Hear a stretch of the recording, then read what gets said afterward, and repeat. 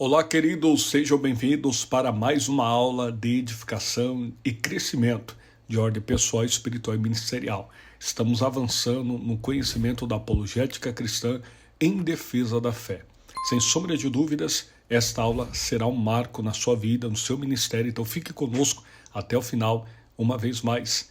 Trataremos a respeito da lição de número 7, as naturezas humana e divina de Jesus. Primeiro tópico, abordaremos o seguinte tema: o ensino bíblico da dupla natureza de Jesus. Segundo tópico, as heresias contra o ensino bíblico da dupla natureza de Jesus. Terceiro tópico, o perigo dessas heresias. Eu sou o pastor Adolfo Lopes e você está em mais um vídeo para crescimento de ordem pessoal, espiritual e ministerial. E aqui, como nós sempre falamos, o triplo C.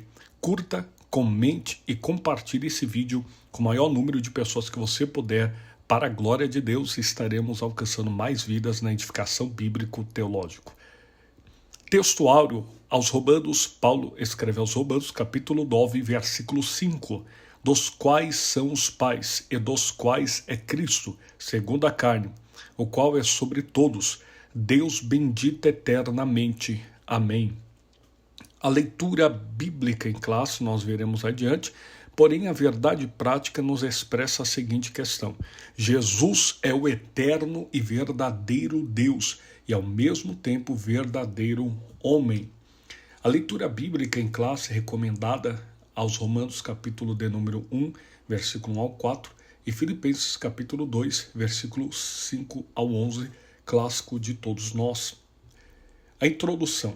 Uma vez estabelecida definitivamente a cristologia, isto é, o estudo de Cristo, em Niceia, concílio de Niceia 325 d.C., e a trindade no concílio de Constantinopla 381, surgem novas especulações teológicas em torno das naturezas de Cristo, humana e divina.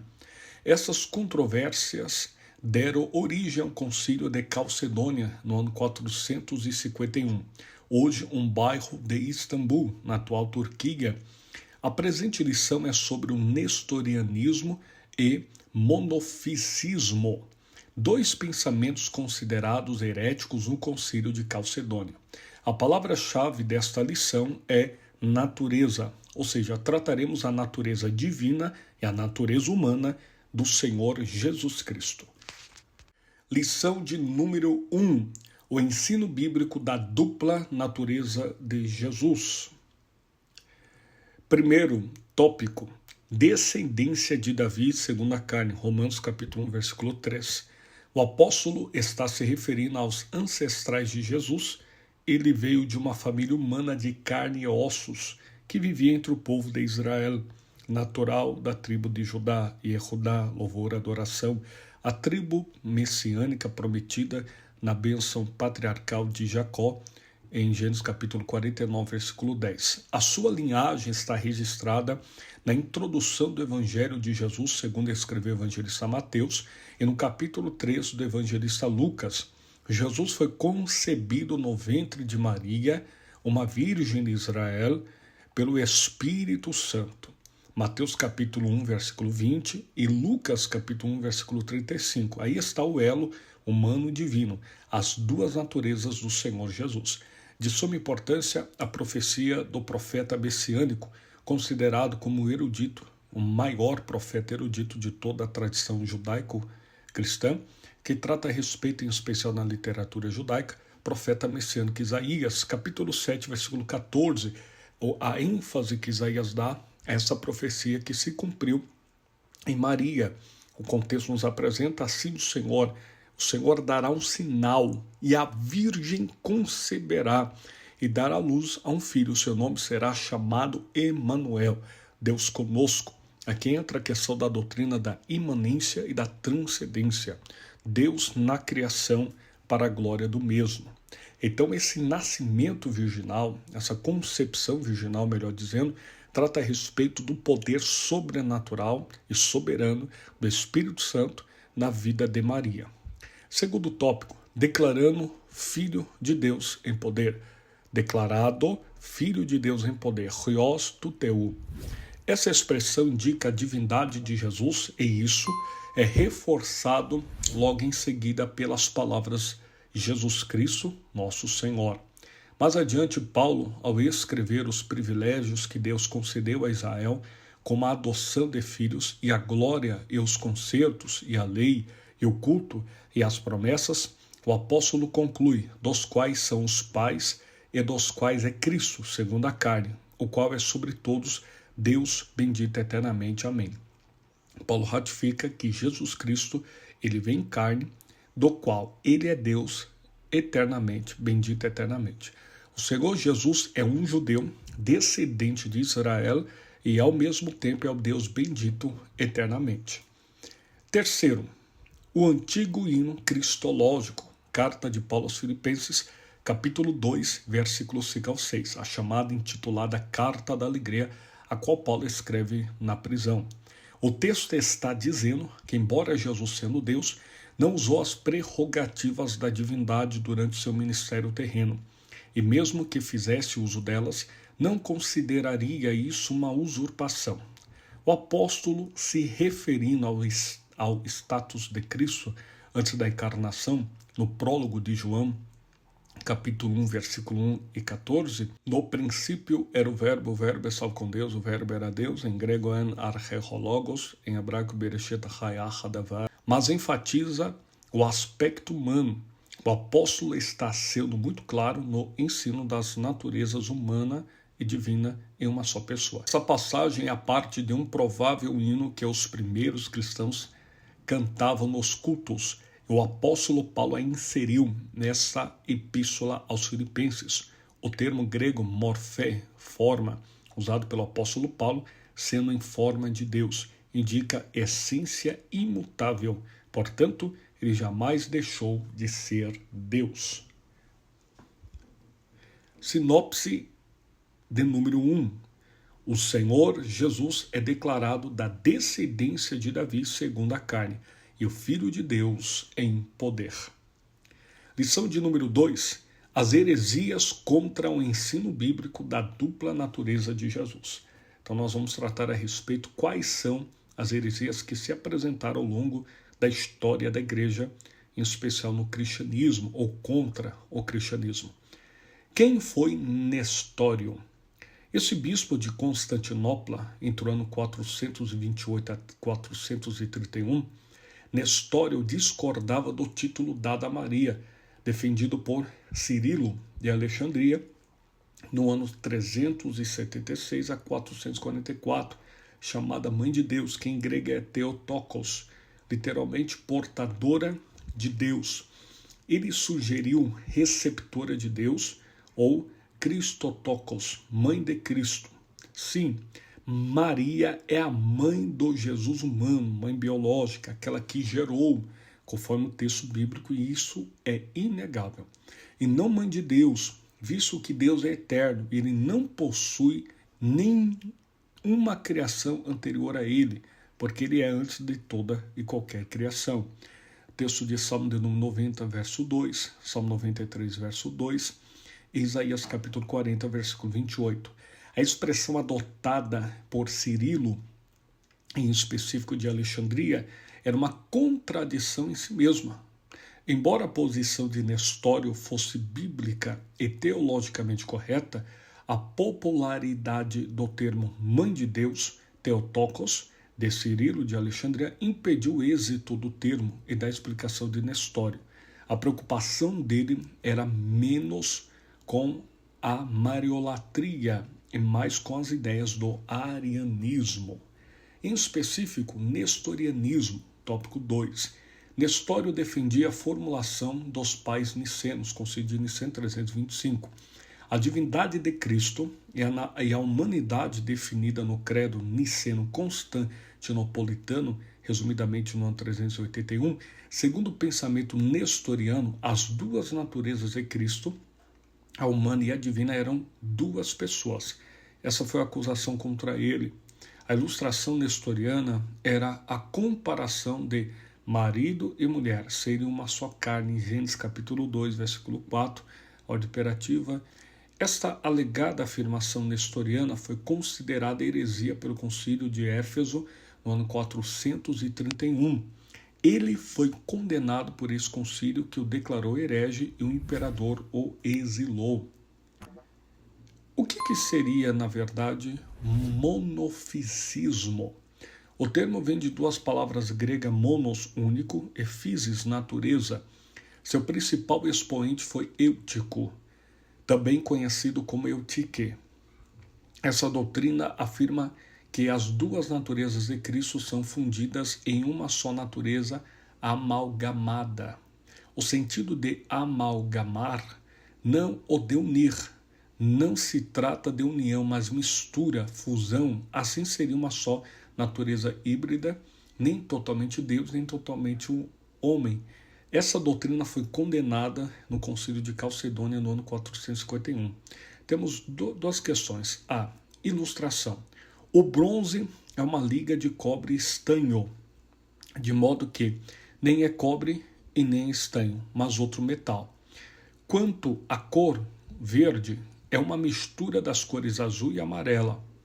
Assim como o bronze não é cobre e nem estanho, e o verde não é azul e nem amarelo, da mesma forma, de acordo com Eutico, as naturezas de Cristo não são divina nem humana. B. Resposta bíblica. Segundo a Bíblia, o Senhor Jesus Cristo é perfeito quanto à divindade e perfeito quanto à humanidade. Romanos capítulo 9, versículo 5, Filipenses capítulo de número 2, versículo 5 ao 11, Romanos 11, 36, porque dele, por ele, pareçam todas as coisas. Glória, pois, a ele eternamente. Amém. 4. Concílio de Calcedônia. Essa formulação teológica fala das duas naturezas de Cristo em uma só pessoa. As propriedades de cada natureza permanecem intactas, concorrendo para formar uma só pessoa e substancia, não dividindo ou separando em duas pessoas, mas um só e mesmo Filho unigênito, Deus Verbo, Jesus Cristo, o Senhor. A encarnação do Verbo não é uma conversão ou transmutação de Deus em homem, nem de homem em Deus. A distinção é precisa entre a natureza e pessoa, diz o documento. A união dessas duas naturezas é permanente como resultado da encarnação. O documento é uma interpretação precisa das Escrituras, Isaías capítulo 9, versículo 5, João capítulo 10, versículo 30 ao 37, 10, 30, eu e o Pai somos um, disse-lhe Jesus. Sinopse de número 2. O nestorianismo e o monofisismo são duas heresias contrárias ao ensino bíblico da dupla natureza de Jesus. Lição de número 3. O perigo dessas heresias na atualidade. Desde já deixa o seu curtir aqui embaixo, o seu comentário, não se esqueça de compartilhar esta aula com mais vidas. Os monofisitas. Quando a doutrina monofisista foi rejeitada juntamente com o nestorianismo, houve reação. Jacob Baradeus, entre o ano 578, um monge sírio, liderou o grupo monofisista e preservou a tradição sírio-monofisista, conhecida como tradição jacobita. Ele e seus seguidores rejeitaram a decisão do Concílio de Calcedônia. Quem são eles hoje? São as igrejas ortodoxas, cóptica, armênia, abissínia e jacobitas. Vou repetir, são as igrejas ortodoxas, cóptica, armênia, abissínia e jacobitas. É importante conhecer a cristologia dessa tradição cristã e saber como responder seus questionamentos e, sobretudo, conservar a fé no Senhor Jesus Cristo. O Deus que se fez homem, o Emanuel, Deus conosco, Mateus capítulo 1, versículo 23, Isaías capítulo 7, versículo 14, o Deus que se manifestou em carne, primeira epístola do apóstolo Paulo a Timóteo, capítulo 3, versículo de número 16. 2. O kenoticismo. Do verbo grego keno, significa esvaziar, Filipenses capítulo 2, versículo 7. A doutrina quenótica afirma que Jesus, enquanto esteve na terra, esvaziou a si mesmo dos atributos divinos. São duas linhas principais. O verbo possuía os atributos divinos, mas escolheu não os usar. E as prerrogativas da deidade foram usadas, mas na submissão do Pai e na direção do Espírito Santo. Entendemos que sem atributos divinos, Jesus é menos que Deus. O que nós é o esvaziamento de Cristo. Isto foi uma condição para o seu messiado. E por isso ele abriu mão de sua glória celeste. João capítulo 17, versículo 5. A glória que ele habitava com o Pai antes da criação. Jesus revelou sua natureza divina quando esteve na terra. Ele agiu como Deus, pois perdoou pecados. Marcos capítulo 2, versículo 5 ao 7, Lucas capítulo 7, versículo 48, recebeu adoração, repreendeu a fúria do mar. Somente Deus tem esse poder. Salmo de número 65, verso de número 7, Salmo de número 89, verso de número 9. Mariolatria. O catolicismo romano adotou o termo mãe de Deus, Theotokos, como havíamos dito, de Cirilo da Alexandria, ou seja, um pensamento antibíblico que se desenvolveu numa teologia e permanece até hoje por conta da sua popularidade. Com isso aprendemos que o que parece certo e a escolha popular nem sempre representa a verdade bíblica. Em Atos dos Apóstolos capítulo 8, versículo 9 a 11, nós temos um relato importante. Auxílio teológico. Nós temos aqui um auxílio teológico de suma importância para você compreender de forma assertiva as questões relacionadas à cristologia e as heresias que cercam. Nestorianismo é a doutrina que ensinava a existência de duas pessoas separadas do mesmo Cristo, uma humana e uma divina. Em vez de duas naturezas, é uma só pessoa. Nestor, ou Nestório, como aparece em outras versões, nasceu em Antioquia. Ali tornou-se um pregador popular em sua cidade natal. No ano em 428, tornou-se bispo de Constantinopla. Embora ele mesmo nunca tenha ensinado essa posição herética que leva o seu nome, em razão de uma combinação de diversos conflitos pessoais, sociais e de uma boa dose de política eclesiástica, Nestor foi deposto do seu ofício de bispo, em seus ensinos condenados. Não há nas Escrituras a indicação de que a natureza humana de Cristo seja outra pessoa, de forma alguma. O que a Bíblia diz? O ensino bíblico a respeito da plena divindade e plena humanidade de Cristo é claro, mediante as muitas referências bíblicas. O entendimento exato de como a plena divindade e a plena humanidade se combinavam em uma só pessoa tem sido ensinado desde o início pela Igreja, mas só alcançou a forma final da definição de Calcedônia no ano 451. Antes desse período, diversas posições doutrinárias inadequadas quanto às naturezas em Cristo foram propostas e rejeitadas. Primeiro pelos apóstolos, depois pelos chamados pais da igreja, a patrística, a patrologia como queira. Dentro disso, na teologia sistemática pentecostal, pela CPAD no ano 2008, mestre pastor Antônio Gilberto, que já dorme no Senhor, faz essa observação. Sinopse de número 3. As heresias a respeito da dupla natureza de Jesus trazem implicações para a conservação de nossa fé em Cristo e sua perfeita revelação. Conclusão. O Concílio de Calcedônia, em 451, reafirma os dois concílios anteriores, o de Niceia, no ano 325, e o de Constantinopla, no ano 381, ratificando os credos produzidos por esses conclaves gerais. Estabeleceu definitivamente as duas naturezas de Cristo. A melhor maneira de se proteger dessas e de outras heresias é conhecer bem no que acreditamos.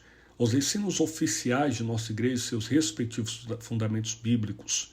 Isso serve como nosso referencial quando nos deparamos com doutrinas inadequadas.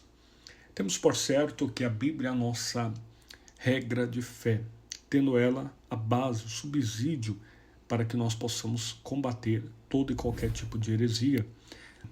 Nunca alguém tão grande se fez tão pequeno para tornar grandes os pequenos. Augusto Cury, ele, pelas suas próprias palavras, era considerado o maior ateu de todos os tempos, se converteu ao Evangelho de Cristo, e essa frase é muito poderosa.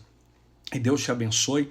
Desde já, curta, comente esse vídeo, compartilhe com o maior número de pessoas que você puder, faça parte desse canal, também seja membro. Você sendo membro deste canal, você vai ajudar para que nós possamos continuar, para que continuemos a propagar os ensinos bíblicos, teológicos, para crescimento de ordem pessoal e espiritual. Certamente você fará parte desta história. Deus te abençoe. Shalom Adonai, Velech Hitraot, Haverim.